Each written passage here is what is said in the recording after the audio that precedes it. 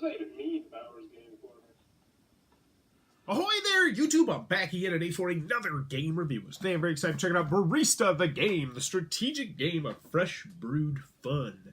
This is from Discovery Bay Games. It's for 2 to 4 players. 4 is better, as it puts on the box, and ages 8+. And in Barista the Game, you're going to be playing as a barista, drawing 1 card a turn, playing out your cards, having bonuses, having spills, stealing other people's cards, doing a variety of mass market gamey style stuff while trying to complete the perfect coffee, which matches the dice that were rolled in the middle. It's a very light, simple strategy game, but is it good? Let's open it up and I'll tell you what I think. Alrighty then, we're going to take a look at what you're going to get inside of Barista the Game. So first and foremost, we have our handy dandy rule booklet. It is 4 pages just like that. Those are the pictures you're going to get, the icons, and it's really bad. It is broken. I mean, the whole game is broken. You have to pretty much house rule things to make the game work at all, as you'll see in a couple minutes. But the rules are really the main culprit for it. I'm sure there's a game here that you could make with enough house rules, but those house rules, well, they should be the rules. So they're not good. It will be frustrating and confusing if you ever decide to play this game. But in Barista the Game, I can give you a loose feel for how the game works. So what you're going to try to do is you are going to try to have the most tokens at the end of the game when someone else has ran out of tokens. You're going to earn tokens in 3 different ways. First, if you win a round, then you're going to get tokens, either 1 token or 2 tokens. Also, you can do what's called a Barista's Challenge, where you end the round and say, hey, I'm doing better than at least one other person, and then you can win tokens that way as well, or lose tokens. So let's go over the components, then we'll get into the gameplay. So first, component-wise, we have this really nice mug. Like, this is a really nice coffee mug, which is used to hold tokens and to roll, but I mean, it's just a mug, oddly enough. You're going to get a deck. It's probably about 50 cards. Let's see, I think it's 50-something cards in there, which will have a whole bunch of different types of coffee. So cappuccino, wilds, shorts, single, non-fat. And then it's also going to have a bunch of action cards and penalty cards, which we'll talk about a little bit about later. Next, you're going to have the tokens. These are the lifeblood of the game. This is what's going to help you win the game or potentially help you lose the game. Then last, you're going to have the 4 dice right here. These are the dice that you're going to roll to decide what is the perfect cup of coffee. So at the beginning of the game, what you're going to do is you're going to roll these dice to figure out what the perfect cup of coffee is. So for instance, for this first game, it's going to be a tall, 1-shot mug mocha of non-fat milk. So that's what you're trying to get. So you're going to look at the 4 cards that you get dealt, and you're going to put down one of the cards that matches if you happen to have it. So I have non-fat, and now that goes in front of me, and I'm 1 step closer to winning the round.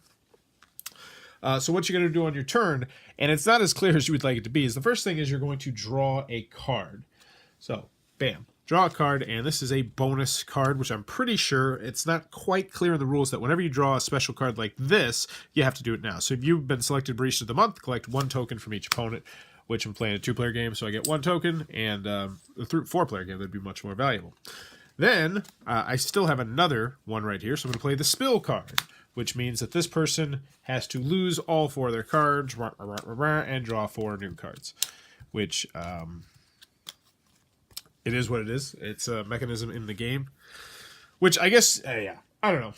Anywho, that's pretty much all you're going to do. Also, if you happen to have something that matches here, then you play it. But if not, then you discard a card. So I'll discard this Grande because I don't want it anymore. And now you might see the issue with the game, which is I have 1 card left. So now let's go over to this guy's turn, see what he's got. So he plays the penalty. Oh, wait, he draws a card first. And he plays a penalty, pay 1 token into the tip jar. So 1 token into the tip jar, so you can win that. He also has a take and a change. So what the take one is going to let you do is take a card from an opponent. So how it works is I put all these cards into my hand, and he would randomly take one, and he might take that one, which is the soy, which doesn't matter. This goes back to me. I'm pretty sure it goes right there. Let me see. The player discards the take card, now draws. It doesn't actually say where you put it back, because of course it doesn't, because this game is really, really bad with the rules. And what else does he have? Let's see. He's got the change card. So the change card is going to let you do something different. It will let you change one of the die to match something in your hands. So he's got a 1. He's got a tall, so he'll change this now to soy, which double screws me because I have to put that back up. And last but not least, what he can do is he can play as many cards as he wants down in front of him that are going to match the dice. So now he's got a tall, single soy, and he's living the high life, and his turn is over. Gets back to my turn. You'll also notice he has 0 cards. So now it's back to me. I have a triple. I have a non-fat. I literally cannot do anything. So now it's back to him. So he draws a card. He got himself a large. It's not what he's wanted.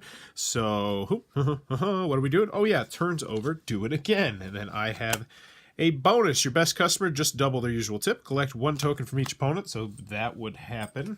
And then, oh, he's going to take his turn. And look, he got a double. Not what he needed. His turn was really fun. Back to my turn. I've got a large. Once again, can't play it. Super fun turn. Oh, he got a wild. He wins the round. Boom. There we go. So, since he actually got the perfect cup of coffee, he would win 2 tokens from each person. Now, what he also could have done and would have won in the game is he could have done what's called a Barista's Challenge. So let's say he got to this point, he laid down all his cards, and then on his next turn he said, I want to do a Barista's Challenge. What that means is he's saying that my cup of coffee is more complete than at least one other person's at the table. So you don't have to beat everybody at the table, you just have to beat one person at the table. So then everyone else gets 1 more turn, and if he's correct, he gets 1 token from the person who had worse coffee than him. But if he's incorrect, he has to put 3 tokens back into the jar, which would mean the jar would really be popping. But anywho, you would get all your cards back up, you would reshuffle, redeal, roll new dice, and rinse, wash, and repeat. And that, in a nutshell, is what you're going to do in Barista. At least, I think. Pretty sure. Alrighty then, Barista, the game from Discovery Bay Games. What are my final thoughts? Let's go over the pros, let's go over the cons. First, on the pro side, components are perfectly serviceable. I like all the components. The dice were nice. The cards were nice and stiff and thick. The coffee cup was really cool. The box, great box insert. Not too large of a box. Doesn't outstay its welcome. All that stuff is good about the game. Also, if you're playing it 4 players, this is a relatively short game, and it doesn't outstay its welcome, which is not what I'm going to say about 2 players. I didn't get a chance to play it 3 players.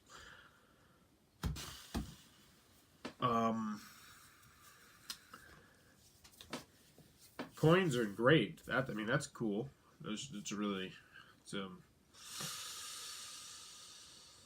That's what I got on the pro side. Moving on to the cons. Barista is a really bad game, and it's borderline broken unless you're willing to house rule it or make up rules as you go, which is house ruling it.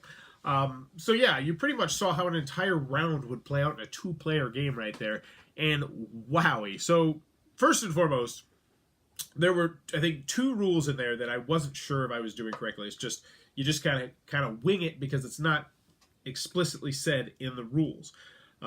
Also, strategy I want to use very loosely because as you saw during the last couple minutes of that, it literally just came down to draw a card. Is it what I need? No, your turn. Draw a card. Is it what I need? No, your turn. Draw a card. Is it what I need? No, your turn.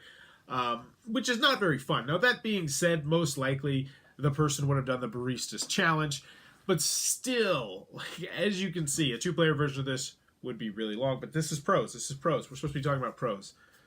Yeah, that's all I got. Moving on to the cons. This is not a good game. It's not a good game in any way, shape, or form, and I can't recommend it to anyone because the rules are incomplete. The game lacks any strategy really at all once you get to that little dead zone where you're just drawing cards. It's just, did I get a card that's going to help me? It's mostly just the rules.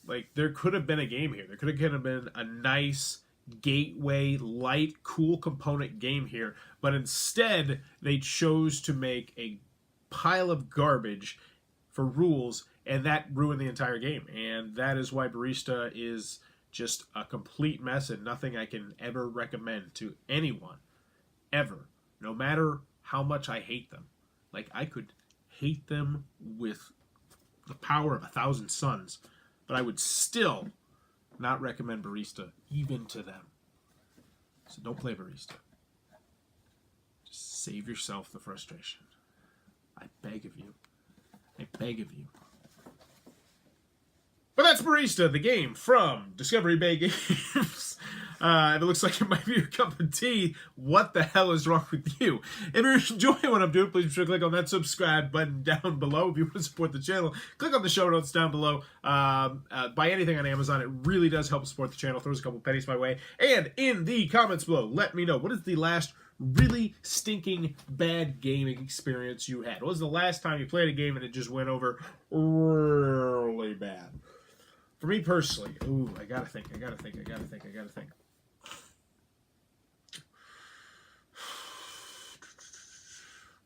I think it was... that's a tough one. Because I've had quite a few lately. There was a game, which I don't remember the game, which makes it kind of bad, but I was losing so badly. Like, I was losing just insanely badly. And one other guy was winning, like, insanely much. Like, it was the kind of thing where everybody else was playing, knew that this guy was going to win, because he was just absolutely crushing us in every possible way. And it was, like, halfway through, like, a 2 or 3 hour game, and it just got to the point where I was just like, nothing I may do is going to matter at all. Like, there was 0% chance of me winning the game, even if the 3 of us would have teamed up on this person, which would have been difficult because it wasn't much confrontation of the game, if I remember correctly. But yeah, that was the last really bad gaming experience I had. That being said, it wasn't because the game was bad. It was just, well, it's a discussion for a different day. Anywho, don't play Barista. And as always, thanks for your time, YouTube.